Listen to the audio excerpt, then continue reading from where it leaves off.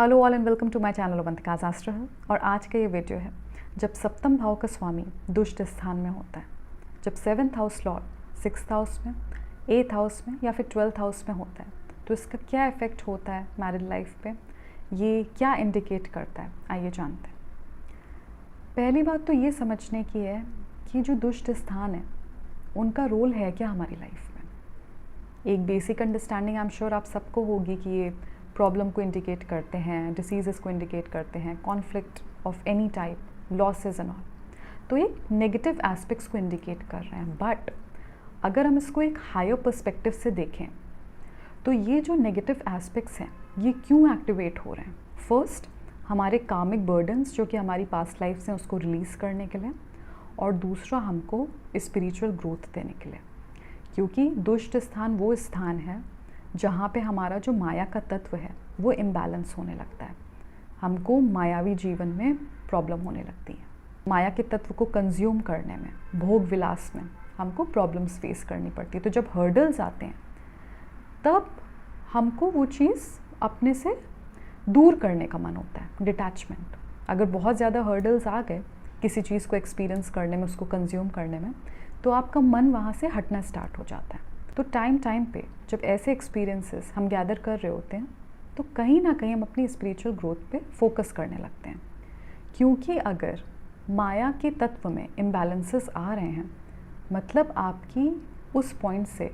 Inward journey start हो जाती है। You start going inwards, you want to go inwards,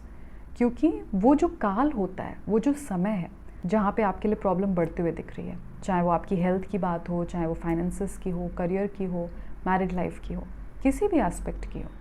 तो जब ज़्यादा ही प्रॉब्लम आ जाती है तो आप अपने से जुड़ना चाहते हो। You want to first understand your darkness so that you can discover your light. ये जो दुष्ट स्थान है ये आपको इस प्रोसेस में डाल देते हैं कि मैंने एक परेशानी इंट्रोड्यूस करी जिससे तुम्हारे कार्मिक बर्डन्स भी रिलीज़ होंगे, क्योंकि कार्मिक बर्डन्स जब रिलीज़ होंगे, जब कार्मिक लॉग आपका खाली होना स्टार्ट होगा, तभी तो आप स्पिरिचुअली एलिवेट कर सकते हो, उसके बिना तो नहीं कर सकते। जैसे सप्तम भाव का स्वामी छठे भाव में है और अगर वो किसी पाप ग्रह से दृष्ट या युत है तो वो ये दिखाता है कि नेटिव और उसके स्पाउस के बीच में इतनी ज़्यादा मिसअंडरस्टैंडिंग आ जाएगी ओवर टाइम कि उस गैप को ब्रिज करना बहुत मुश्किल होगा। और इस सिचुएशन में अक्सर फिज़िकल सेपरेशन बहुत ज़्यादा देखा गया कि शादी के कुछ टाइम के बाद ही ये दोनों लोग अलग रहने लगे थे। अब ये डिपेंड करता है कि अगर यहाँ पे किसी शुभ ग्रह की भी दृष्टि आ रही है या वहाँ पे शुभ ग्रह भी बैठा है 7th हाउस लॉर्ड के साथ 6th हाउस में, तो फिर कुछ टाइम के बाद जब एक अच्छी दशा आएगी या ये शुभ ग्रह का सपोर्ट मिलेगा तो उस दशा में आप लोगों के बीच में एक अंडरस्टैंडिंग स्टैब्लिश होने की पॉसिबिलिटी है। और अगर इसमें हम रेमेडीज़ भी करते हैं तो इस शुभ ग्रह को रेमेडीज़ का सपोर्ट मिलेगा जिसकी वजह से चीज़ें थोड़ा जल्दी संभल सकती हैं। बट अदरवाइज़ अगर शुभ ग्रह का कोई इंटरफेरेंस नहीं है इस सिचुएशन में, इस प्लेसमेंट में, तो यहाँ पे डैमेज की इंटेंसिटी ज़्यादा है। इस सिचुएशन में जब 7th house Lord 6th house में होता है किसी पापक ग्रह के साथ या उससे दृष्ट होता है, तो ये देखा गया है कि जो अपने पार्टनर की तरफ डिसलाइक है वो हेट्रेड में बदलने लगती है, क्योंकि कहीं ना कहीं तो पार्टनर आपका कुछ ऐसा कर रहा है कि आपको एक डिसलाइक वो फॉर्म हो रही है और अब वो हेट्रेड में भी बदलेगी कि पार्टनर कुछ ऐसा कर रहा है कि आपको बहुत चैलेंजिंग फील होता है, क्योंकि 6th house is the house of conflicts, competition. कभी कभी इस प्लेसमेंट में ये भी देखा गया है कि नेटिव का जो पार्टनर होता है उसका ईगो इतना हाई होता है कि वो कॉम्पिटिट करने लगता है नेटिव के साथ, तो यहाँ पे चीज़ें बहुत चैलेंजिंग हो जाती हैं। इट्स लाइक आप लव, कंपैशन, ये सारी फीलिंग्स को छोड़कर आप ईगो सेंट्रिक बिहेवियर एक्सपीरियंस करने लगते हो अपने पार्टनर के साथ, क्योंकि वो आपको लव कंपैशन की जगह एक ईगो सेंट्रिक बिहेवियर ऑफ़र कर रहा है, जहाँ पे आप हर्ट होते हो, आपकी सेल्फ रिस्पेक्ट को चोट लगती है इस तरह से। इसी जगह जब सप्तम भाव का स्वामी अष्टम भाव में होता है तो एक अनएक्सपेक्टेड ट्रबल आपका पार्टनर आपकी लाइफ में इंट्रोड्यूस कर सकता है। जैसे कि लेट्स से जब शादी तय हुई तो आपको ये नहीं पता था कि ये पर्सन मुझसे शादी नहीं करना चाहता, जब शादी हो गई उसके बाद आपको उसने बताया कि मैं तो ये शादी करना ही नहीं चाहता था, करना ही नहीं चाहती थी, जो भी है। और फिर आपको ये लगता है कि अब क्या करा जाए, इस मैरिज में रहा जाए या ना रहा जाए। या फिर आपका पार्टनर आपकी नीड्स को लेकर बिल्कुल भी अटेंटिव नहीं होता। This is something I have highly seen when 7th house lord was placed in 8th house. तो अगर ये किसी शुभ ग्रह से दृष्ट या युक्त नहीं है तो ये प्लेसमेंट अपना पूरा असर देने लगता है। और पूरे असर में ये होता है कि आपका स्पाउस आपको इतना रफ टाइम देने लगता है कि वो बहुत इंडिपेंडेंटली सोचेगा। इंडिपेंडेंटली सोचने का मतलब यहाँ पे ये हुआ कि पार्टनरशिप को चलाने के लिए जो बेसिक चीज़ों की ज़रूरत पड़ती है, जो बेसिक अंडरस्टैंडिंग एंड अप्रोच की ज़रूरत पड़ती है, आपके पार्टनर के पास वो है ही नहीं, या अगर वो है तो वो आपको ऑफ़र नहीं कर रहा है। तो एक अनएक्सपेक्टेड ट्रबल आपका पार्टनर इस प्लेसमेंट के साथ लेकर आता है। जैसे कि इस प्लेसमेंट में मैंने ये भी देखा कि शादी के बाद स्पाउस ने बताया कि उसका ऑलरेडी कहीं पे अफेयर है, रिलेशनशिप है। अगर यहाँ पे पापक ग्रह इन्वॉल्व होते हैं और किसी भी शुभ ग्रह की यहाँ पे दृष्टि नहीं जा रही है, तो पार्टनर ये तक बोल सकता है कि मेरी रिलेशनशिप उसके साथ कंटिन्यू रहेगी, क्योंकि मैं बहुत ज़्यादा अटैच्ड हूँ और मैं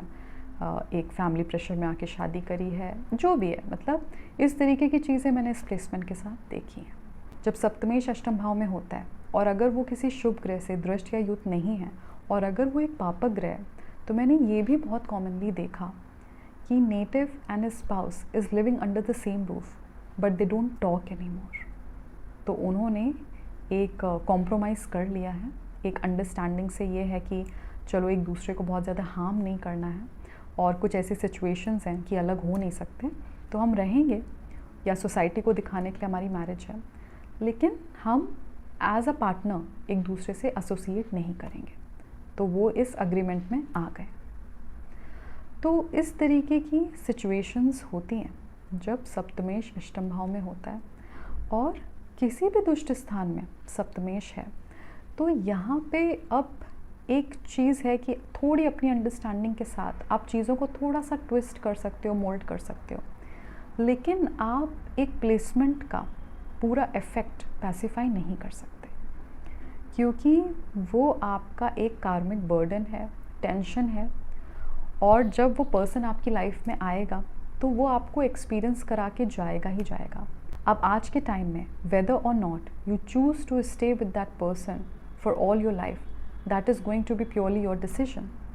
लेकिन जो एक्सपीरियंस की बात हो रही है, जहाँ पे आपकी ट्रबल बढ़ती है, वो चीज़ इन प्लेसमेंट्स के साथ देखी गई है। अब बात करते हैं जब सप्तमेश द्वादश भाव में होता है। द्वादश भाव शादी के भाव का, यानी सप्तम भाव का कॉन्फ्लिक्ट है, उसका डिस्प्यूट है, क्योंकि 7th हाउस से 12th 6th है। तो सप्तमेश जब 12th में है, और अगेन आई विल से कि अगर वो किसी शुभ ग्रह से दृष्ट या युक्त नहीं है, तो इनिशियली आपको अपनी मैरिज में ये चीज़ फील हो सकती है कि मुझे मेरे पार्टनर से कोई सपोर्ट नहीं मिल रहा है, लेकिन मुझे अपने पार्टनर को बहुत ज़्यादा सपोर्ट करना पड़ रहा है, आउट ऑफ द वे जाके सपोर्ट करना पड़ रहा है। क्योंकि जब 7th हाउस लॉर्ड 12th में है, तो वो ये चीज़ दिखा रहा है कि शादी के साथ, पार्टनरशिप के साथ आपके लॉसेस एक्टिवेट हो रहे हैं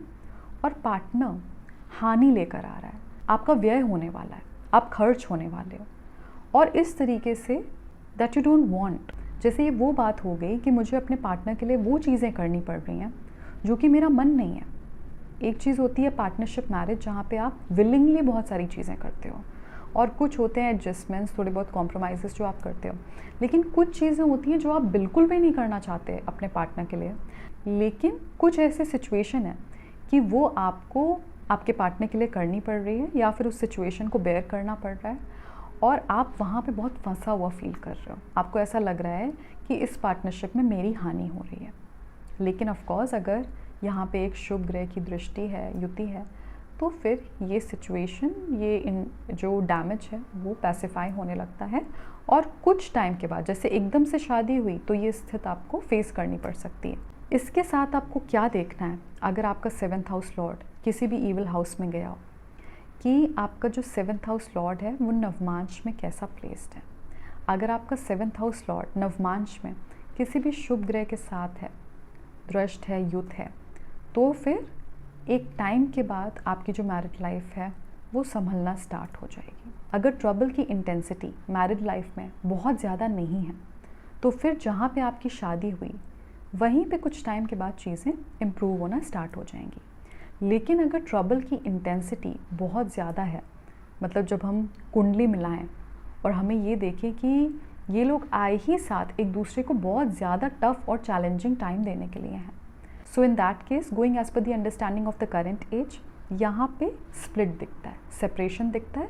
और फिर नेटिव की जो दूसरी शादी होगी वो अच्छी हो जाएगी अगर 7th हाउस लॉर्ड नवमांश में